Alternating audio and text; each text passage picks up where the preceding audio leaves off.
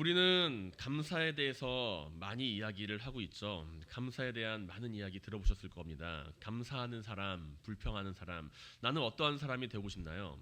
감사하는 사람이 되고 싶죠. 감사하는 사람, 불평하는 사람 만난다면 나는 누구를 만나고 싶나요? 감사하는 사람을 만나고 싶은 게 당연할 것입니다. 그렇기 때문에 우리는 감사하는 사람이 되라고 이야기를 합니다. 감사를 기억하는 것은 그 사람의 됨됨이를 이야기를 해주고, 그리고 감사할 줄 아는 사람은 상대방의 그 기분을 좋게 만들어준다는 것이죠. 내가 어떤 사람을 향하여서 감사의 말을 들었을 때 그 감사의 말을 듣고서 기분 나빠할 사람은 그리 많지 않을 겁니다. 아마 감사에 대해서 이야기를 하면은 우리는 많은 것을 또한 떠올리게 될 겁니다. 추수와 결실에 대한 감사를 바라보면서 우리는 받은 은혜를 기억합니다. 한 해를 돌아보면서 하나님께 받은 것을 생각하며 참으로 감사할 것이 많이 있다라고 이야기를 합니다. 그런데 성경은 우리에게 받은 것에 대하여 감사를 하라라고 이야기를 하면서 단지 거기에만 머물러 있으라고 이야기는 하지 않습니다. 받은 것에 대해서 감사하는 것은 당연하고 받은 것에 대한 감사만을 이야기하지 말라라는 것이죠. 그 말은 뭔가요? 받지 않은 것, 받을 것, 그런 것들에 대해서도 감사를 하라라고 이야기하고 있다라는 것입니다. 주님께서는 범사에 감사하라고 이야기를 하십니다. 인생의 희노애락의 모든 상황 가운데 감사하라는 이야기죠. 그러나 슬플 때 우리가 감사할 수 있을까요?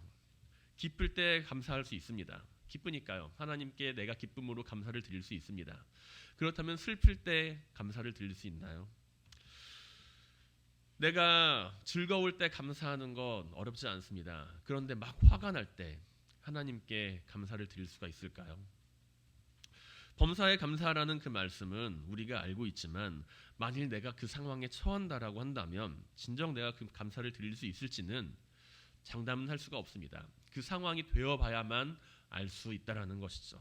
내가 아무리 나는 할 수 있습니다 호언장담을 해도 막상 그 상황에 처하면 그렇게 쉽게 감사할 수 없다라는 이야기입니다. 우리는 그렇게 감사를 하라고 이야기를 합니다. 그런데 반대로 이야기할 때 우리는 너무나도 그 감사를 쉽게 이야기한다라는 것이죠. 내가 상대방의 처지에 대해서 잘 알지도 못하는데 범사에 감사해라 라고 이야기를 한다는 거예요. 내가 저 사람의 처한 상황이 어떠한지도 모르고 그 고난이 얼마나 큰지도 모르는데 감사하세요 라고 이야기를 한다는 것입니다. 기뻐하세요 이야기를 한다는 것이죠. 그렇다면 그것은 얼마나 무책임한 이야기일까요? 당신은 언제나 감사하는 게 마땅한 일입니다 라고 이야기를 할 때 내가 그 사람이 어떠한 상황에 있는지도 모른 채 그러한 이야기를 한다면 그것은 참으로 무책임한 말 가운데 한 가지라고 할 수 있습니다. 그러나 우리는 이 가운데 한 가지는 확실하게 알 수 있죠. 내가 어떠한 상황에서도 감사할 수 있다. 그 전에 내가 만일 지금의 상황에서 감사하지 못한다면 나는 어떠한 상황에서도 감사할 수 있는 사람은 되지 못한다라는 것입니다. 쉽게 말해서 내가 고난 가운데 감사하는 것을 생각하기에 앞서서 지금 이 순간 내가 감사할 수 있는가를 마주한다면 최소한 나는 지금의 상황에서는 감사할 수가 있다라는 것이죠. 고난의 상황을 마주하는 것이 아니라 최소한 지금 이 순간 내가 하나님께 감사를 쌓아간다면 나는 지금 감사하는 사람이 되고 그 감사가 쌓이다 보면은 나는 하나님 앞에 조금 더 큰 감사를 드릴 수 있다라는 이야기입니다. 지금 내 상황에서 감사를 찾지 못한다면 내가 지금 감사하지 못한다면 우리는 더욱 악화된 상황에서 하나님 앞에 감사하지 못할 것은 불을 보듯 뻔한 이야기라는 것이죠. 하박국 3장에 등장하는 이야기는 오늘 우리에게 매우 익숙한 본문입니다. 무화과 나뭇잎이 마르고 포도 열매가 없어서 나는 여호와로 말미암아 즐거워하리라. 이것은 우리가 하나님에게 대한 기쁨과 감사를 기억나게 합니다. 찬양도 참 신나는 멜로디를 가지고 있죠. 무화과 나뭇잎이 마르고 포도 열매가 없으며 매우 신납니다. 요즘에는 그걸 좀 더 어레인지 시켜서 무화과 나뭇잎이 마르고 포도 열매가 없으며 굉장히 신나요. 노래 가사가 멜로디가. 그런데 막상 그 가사를 생각을 해보면은 그렇게 신나는 가사는 아니라는 것이죠. 우리는 오늘 본문의 성경 구절을 그렇게 심각하게 받아들이지 못할 수도 있습니다. 어쩌면 우리는 우리의 마음속에 드는 신나는 멜로디와 가사만을 생각하고 우리가 바라보는 그 상황이 매우 당연하다라고 생각할 수 있다는 것이죠. 오히려 이사야서 53장에 등장하는 그런 말씀들이 우리의 삶을 더욱더 감동시키는 말씀이고 나의 삶을 더욱더 찌르는 말씀으로 다가올지도 모릅니다. 그가 찔림은 우리의 허물 때문이요 그가 상함은 우리의 죄악 때문이라. 그가 징계를 받음으로 우리는 평안을 누리고 그가 채찍에 맞음으로 우리는 나음을 입었도다. 그 말씀을 들을 때면은 우리는 우리 마음속에서 깊은 감동을 느낍니다. 반면에 오늘 등장하는 이 말씀 가운데 우리가 들어가게 될 때 우리는 그 말씀에 대해서 얼마나 기쁨과 감사를 하나님께 드릴 수 있나요? 그 말씀처럼 우리는 하나님 앞에 진짜 기쁨과 감사를 드리고 있나요? 하박국 선지자가 활동했던 시기는 그리 유쾌한 시기는 아니었습니다. 남유다가 멸망을 향해서 시시각각으로 달려가는 것을 보이는 상황이었다라는 것이죠. 하박국서 1장은 다음과 같은 말씀으로 시작합니다. 선지자 하박국이 묵시로 받은 경고라라는 것이죠.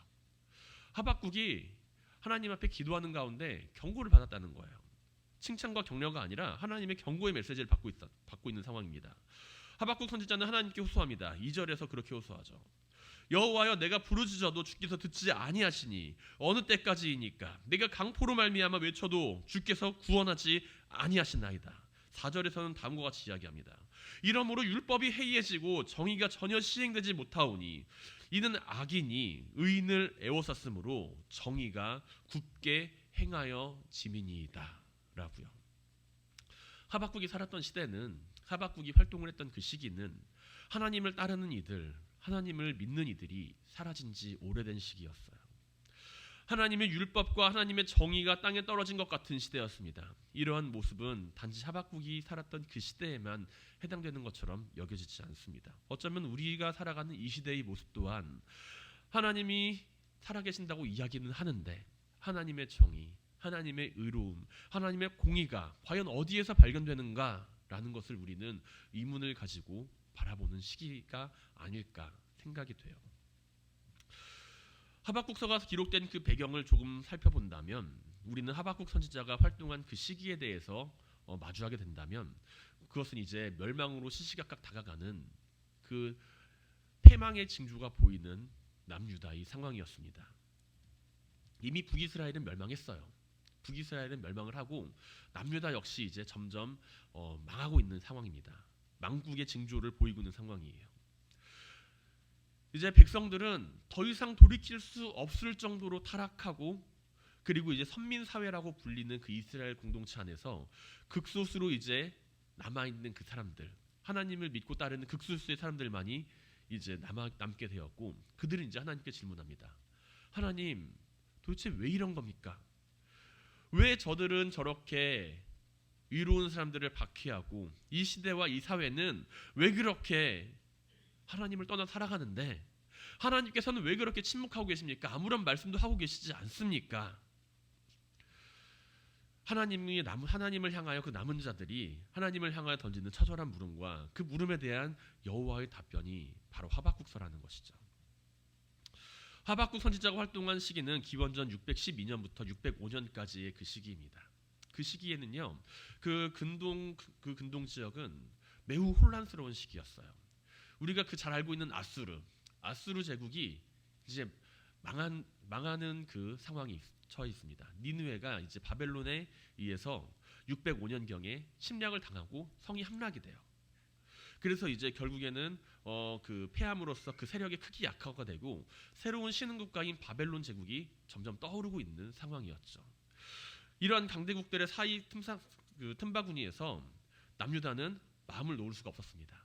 남쪽에는 이제 애굽이랑 이제 아수르랑 손을 잡아서 또 바벨론을 침략하려고 그래요. 바벨론의 그 커진 세력을 견제하려고 이제 아수르랑 애굽이 이제 같이 침략을 해서 바벨론을 막으려고 합니다. 그때 남유다의 그 요시야 왕이 거기에 응하지를 않아요. 그래서 결국에는 죽게 됩니다. 정치적으로는 이제 훌륭한 왕으로 여겨졌던 그 요시야 왕이 죽임을 당하게 되고 외교적으로는 이제 열강들의 그 세력 가운데 그 한가운데 틈바구니 속에서 유다 왕국은 위기 가운데 처해 있었다라는 것이죠. 애굽의 바로는 자신이 망하게 만든 그 나라 남유다에게 왕을 세웁니다. 여호야김이라는 왕을 세워요. 그 왕을 세우고 나서 이제 떠났는데 그 애굽이 졌습니다. 그러니까 어떻게 됐을까요? 바벨론 왕이 이제 그 유다로 쳐들어옵니다. 쳐들어와서 그 왕을 끌고 바벨론으로 끌고 갑니다. 결국에 남유다는 그때 망하게 되죠. 1차 포로기라고 이야기를 합니다. 1차 바벨론 포로기. 이러한 정치적, 외교적, 국방적 분야에서 매우 혼돈과 위기가 극도로 달했던 그 남유다의 그 말기적 현상에서 나타나는 경제적, 도덕적, 종교적 타락은 이제 말로 설명할 수가 없었습니다. 통치자들은 강대국에게 이제 조공을 바쳐야 되니까 백성들을 착취하는 걸 당연하게 여기고, 그리고 억압하는 일을 너무나도 당연하게 여기고, 하나님의 말씀을 선포하는 참된 선지자들은 박해하고 잡아 죽이고, 상류층 기득권자들은 각종 이제 부정과 비리를 통해서 약자들을 잡아 끌어다가 놓고 수탈을 하고 자신들이 부를 쌓아 놓습니다. 그리고 자신들이 쌓아놓은 그 부를 통해서 높은 사람들, 그러니까 강대국에 줄을 대요. 나라가 망해도 자기는 살아야 되니까. 이러한 상황에서 과연 백성들이라고 거룩한 생활을 했을까요? 그렇지 않았습니다. 그들은 자기들끼리 우상을 섬기고 폐역한 생활을 하면서 이제 하나님을 떠나는 삶을 살아갔습니다. 가나안에서 거주하던 거주민들의 우상뿐만이 아니라 바벨론에서 넘어온 그 우상들까지 이스라엘의 그 남유다의 모든 영토를 다 침략을 해요.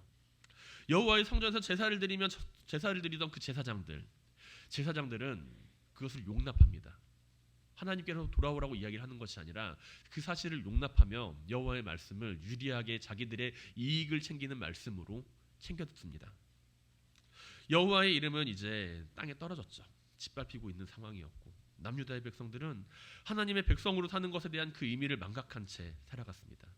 선민의 나라라고 이야기는 하지만 이름뿐인 허울로 남게 되었고, 남유다는 이제 더 이상 그 기능적인 측면에서 그 기능을 상실했다는 것이죠. 이러한 왜곡된 현실 앞에서도 하나님을 믿고 살아가는 사람들은 존재했습니다. 그 신앙을 지키기 위해 남아있던 사람들은 존재했어요. 그렇다면 그들의 마음은 어땠을까요?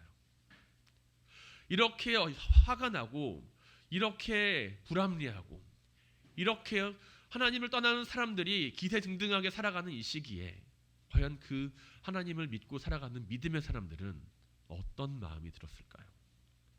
절망과 비탄에 빠졌고 혼란과 의문에 사로잡힐 수밖에 없었습니다. 소수의 남은 그 자들은 자신들의 처한 현실에 대해서 하나님께 의문을 가졌고, 하박국은 이러한 모습을 대표하는 그 질문을 하나님께 던집니다. 하나님, 왜 이토록 하나님의 백성을 타락시키는 것에 대해서 방치하십니까? 아무리 하나님의 백성이 타락하였어도 이방 민족으로 하여금 극도로 이렇게 포악하고 잔인한 방법으로 하나님의 백성을 멸망시키는 것이 합당합니까? 이렇게 하나님께 질문을 하면서 나아갑니다. 오늘 성경 본문을 읽으면서 무화과 나뭇잎이 마르고 포도 열매가 그치고 감람나무가 없어도 하나님께 기뻐하고 즐거워하는 것 당연하다, 그렇게 이야기하기에 앞서서 과연 우리가 하박국 선지자가 경험하는 그 주변의 환난과 고난에 대하여 내가 과연 얼마나 공감할 수 있을지를 한번 생각해 보시길 바랍니다. 나는 과연 그 상황에 대해서 얼마나 공감하고 있나요? 내가 지금 처한 처지와 하박국 선지자가 이야기하는 그 상황이 얼마나 큰 공감의 형성대를 불러일으키나요? 우리는 때로 다른 사람의 고난과 고통에 대해서 너무나 나는 그 고난에 쉽게 공감한다 라고 이야기를 할 때가 많이 있습니다. 하지만 생각해 보면은 내가 그 사람의 마음에 완전히 공감하지 못할 때가 더 많아요. 사고로 아들을 잃은 어머니, 만약에 그런 어머니가 있다라고 한다면 그 마음을 헤아릴 수 있는 것은 과연 누구일까요? 나는 과연 그 마음을 헤아릴 수 있을까요? 같은 처지에 놓인 사람만 그 마음을 헤아릴 수 있다라고 우리는 이야기를 합니다. 하지만 그럼에도 불구하고 그 사람 역시 같은 처지에 놓여 있어도 그 사람의 마음을 온전히 헤아리지는 못할 거예요. 왜냐하면 10손가락을 다 깨물어서 안 아픈 손가락이 없다고 이야기를 하지만 10손가락을 깨물어 가지고 그 중에 유독 아픈 손가락은 있거든요. 우리는 다른 사람의 상황을 마주하면서 내가 그와 같은 상황에 있기 때문에 내가 그를 공감한다 라고 이야기하는 것이 어쩌면 너무나도 교만한 생각일지도 모른다는 것입니다. 내가 처한 상황과 고통을 다른 사람이 온전히 이해를 하고 있나요? 반대로 물어보면 그런 질문이 된다는 것이죠. 내가 처한 상황을 당신은 이해합니까? 라는 질문에 그래. 내가 지금 당신이 처한 상황을 나는 잘 이해하고 있어. 이야기를 한다면 과연 나는 그것에 대해서 얼마나 동의를 할 수 있을까요? 내가 다른 사람이 나를 온전히 이해해 주기를 바란다면은 그것은 불가능한 일을 이야기하는 것과도 같습니다. 이 시대를 살아가는 우리 역시 여러 어려움을 마주할 때가 많이 있지만 최소한 지금 우리는 하박국 선지자가 살아가는 시대보다는 정의로운 시대를 살아가고 있고 하나님을 향한 진실한 믿음을 가진 자들이 많이 남아있다는 것을 바라보며 살아갑니다. 우리는 오늘 본문을 통하여서 하박국 선지자가 토로하는 고난과 불합리함에 100% 공감할 수는 없을 것입니다. 하지만 그와 함께 하시는 하나님은 발견할 수가 있었죠. 하나님께 기쁨으로 감사하고 찬양하는 하박국 선지자의 모습을 마주할 수는 있습니다. 하박국이 하나님을 향하여서 기뻐하고 즐거워하며 감사하는 그 이유, 어떻게 하박국 선지자는 그러한 상황 가운데서도 하나님께 기뻐할 수 있었을까요? 하나님께 감사할 수가 있었을까요? 우리는 그것을 오늘 성경 본문 가운데 찾아볼 수가 있습니다. 나의 구원의 하나님으로 말미암아 기뻐하리로다 라는 것이죠. 아무 가진 것도 없고 생명의 위협까지 느껴질지라도 그가 여호와 하나님의 구원으로 말미암아 기뻐한다라는 것입니다. 어쩌면 이건 너무나도 당연하고 너무나도 뻔한 이야기처럼 생각될지도 몰라요. 그 이유로 하박국이 과연 기뻐한다고? 그래, 당연한 이야기야. 하박국 선지자가 그것으로 말미암아 기뻐한다고? 당연한 이야기지. 하나님께서 우리를 구원해 주셨으니까 고난 속에서도 기뻐하는 거 당연하지 라고 이야기하기 앞서 우리는 과연 하박국 선지자가 어떠한 상황에 처해 있으며 그가 그 상황에서 왜 하나님을 감사할 수 있었는지에 대해서 너무나도 쉽게 대답을 한다는 이야기입니다. 우리가 하나님께서 당신을 구원하셨으니 기뻐하고 감사하십시오 라고 하는 그 대답이 일반적인 대답이라 실망할지라도 그 대답이 너무나도 당연하다 여겨서 전혀 새롭지 않을지라도 우리는 그 사실로 말미암아 가장 중요한 사실을 떠올려야만 합니다. 이 세상 사람 가운데 그 누구도 나를 향하여서 이해한다라는 이야기를 하지 못해도 나를 가장 잘 알고 이해해주는 존재가 나를 살리신다라는 이야기예요. 그것이 실망할 만한 이유는 아니죠. 그것이 당연히 여겨야 할 만한 이유도 아닙니다.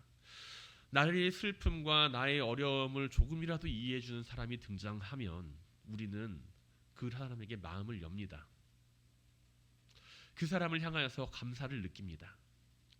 장례식장에 부모님의 장례식을 치르거나 아니면 친한 일가 친척의 장례식을 치르거나 친한 가족의 장례식을 치를 때 그곳에 찾아온 사람들을 마주하면 고맙죠. 이 슬픔을 함께 나누고 나를 위로해 주러 온 사람을 마주하면 우리는 고맙고 감사합니다. 당연하게 생각하지 않아요.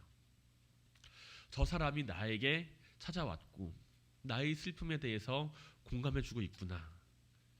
비록 그 공감이 나의 마음을 온전히 다 공감해 주는 것은 아닐지라도 우리는 그 사람을 향하여 감사하고 고맙게 생각을 합니다. 타인에게 내가 가진 고통의 무게를 조금이라도 이해받는다는 말을 듣게 되었을 때 온전히 이해받지 못할지라도 우리는 마음의 위로를 가지는데 하나님께서 우리를 알고 계시다. 온전히 알고 계시다. 너를 구원하셨다. 그 말씀을 통해서 우리가 실망할 필요는 없다라는 것이죠. 오히려 감사를 해야 할 이야기라는 것입니다.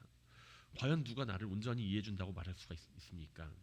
남편도 안 되고 아내도 안 되고 자녀도 안 되고 목사님도 안 돼요. 나를 온전히 이해해 줄 수 있는 사람은 오직 하나님 한 분밖에 없습니다.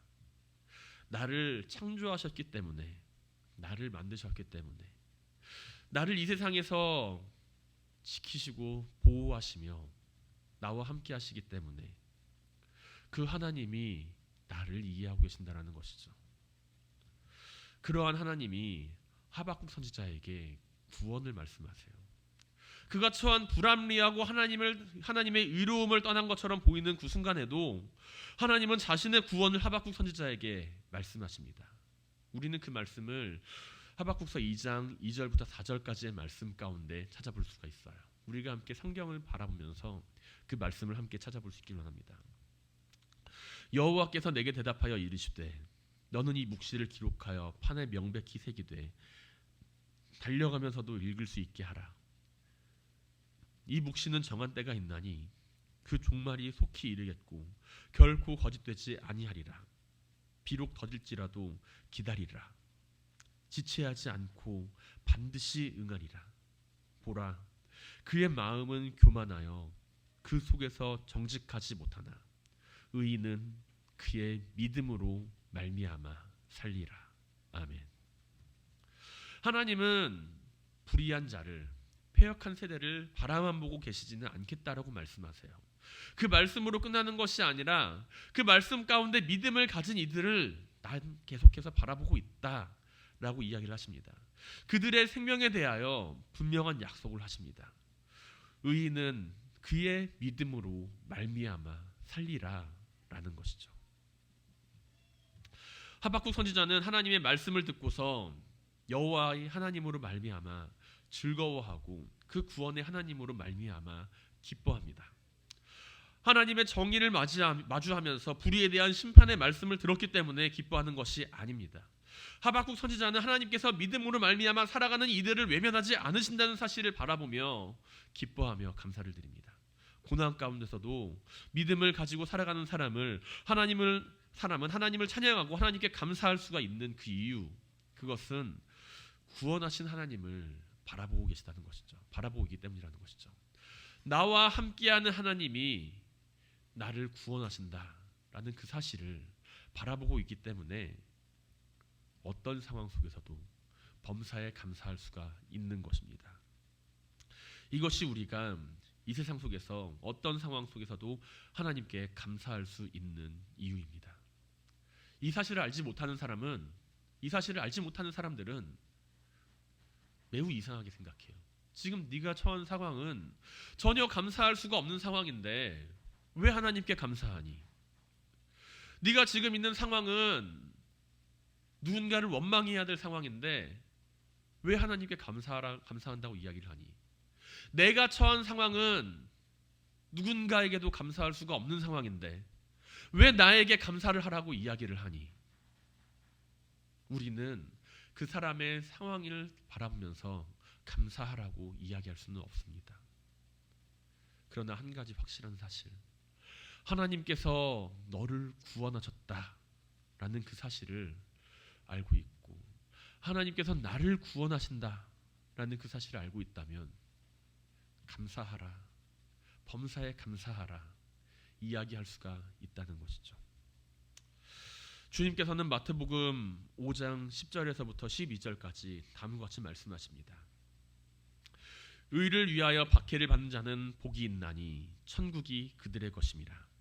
나로 말미암아 너희를 욕하고 박해하고 거짓으로 너희를 거슬러 모든 악한 일을 말할 때에 너희에게 복이 있나니 기뻐하고 즐거워하라. 하늘에서 너희의 상이 큼이라. 너희 전에 있던 선지자들도 이와 같이 박해하였느니라. 아멘.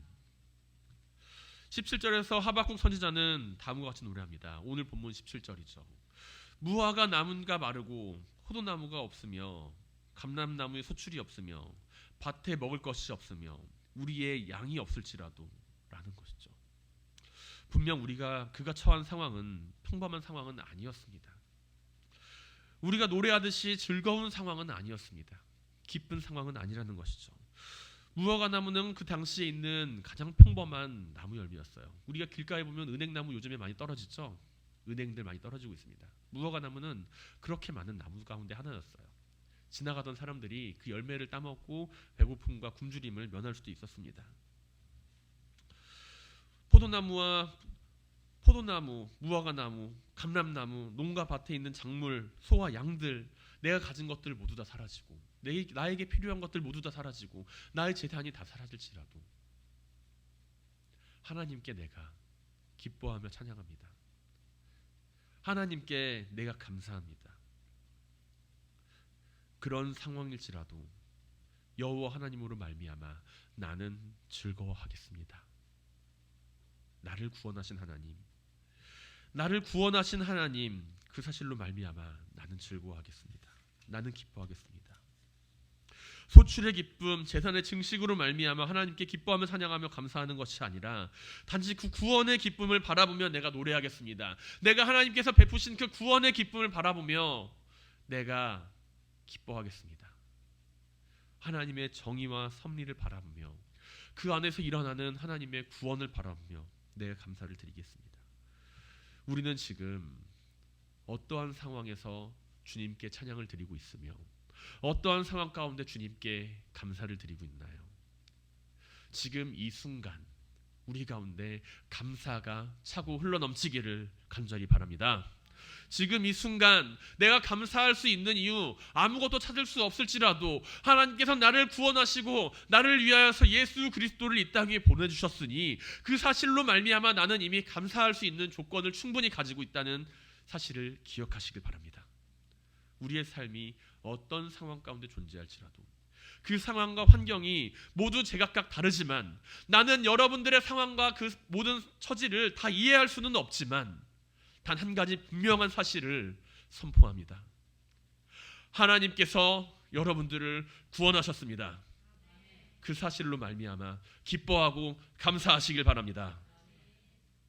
나를 구원하신 하나님, 나의 모든 상황을 이해하시는 하나님, 나보다 나를 더 잘 아시고 나보다 나를 더 이해하시는 하나님, 그 하나님 한 분만을 바라보며 구원의 기쁨을 누리시길 바랍니다.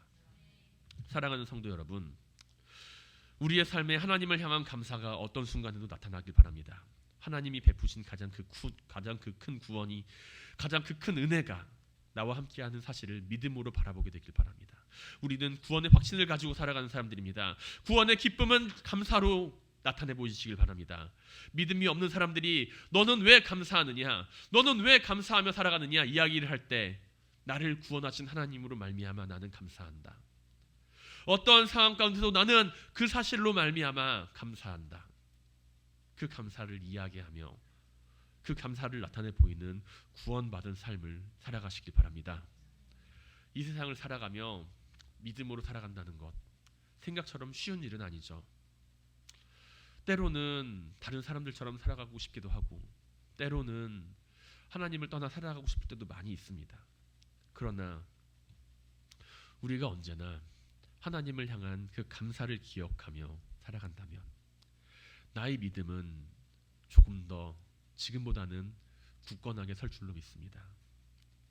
우리의 삶을 구원하신 하나님에 대하여, 그 은혜에 대하여 내가 우선적으로 감사할 수가 있다면 나의 삶에서 감사는 회복될 것입니다.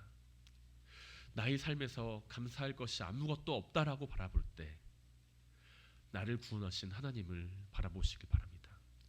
주님께서는 이미 이 땅 위에 오셔서 하나님의 구원을 우리에게 나타내 보이셨고 그 구원을 이루셨습니다. 그 구원에 감사하며 모든 상황 속에서 우리의 말과 행동이 언제나 하나님의 기쁨과 하나님을 향한 감사의 찬양이 올려지는 모습이 될 수 있기를 주님의 이름으로 간절히 축원드립니다. 함께 기도하며 나아가겠습니다.